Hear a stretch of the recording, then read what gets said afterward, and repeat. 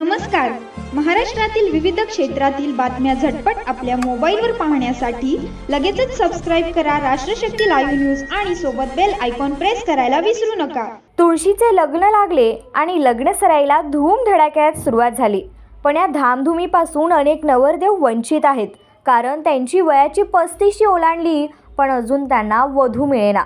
त्यात शेतकरी तरुणांचे तर हाल विचारूच नका. कोट्यावधीची शेतजमीन आहे पण तरुणी लग्न करायला तयार नाहीत, कारण शेती पाहिजे पण शेतकरी नवरा नको ग बाई, असे वधू व तिच्या आईवडिलांची भूमिका आहे. यामुळे वय वाढत आहे व लग्नही जुळत नाही. मुलींपेक्षा मुलांच्या लग्नाची चिंता वाढली.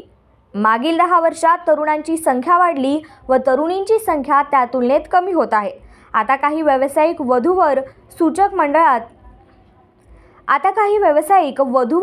मंडळात तरुणींची नाव नोंदणी मोफत केली जात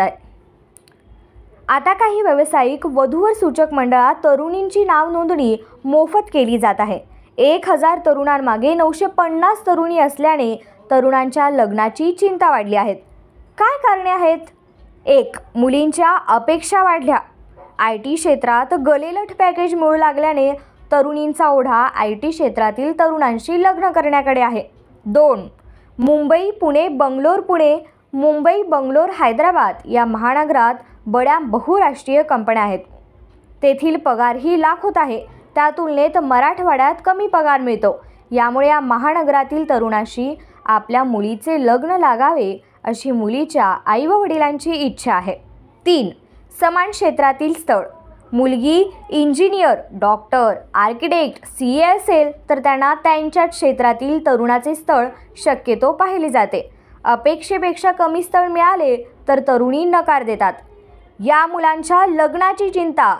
शेतकरी तरुण असेल तर तरुणी त्याच्याशी लग्न करण्यास तयार होत नाही, कारण शेतातील कामाची कष्ट करण्याची मानसिकता नाही.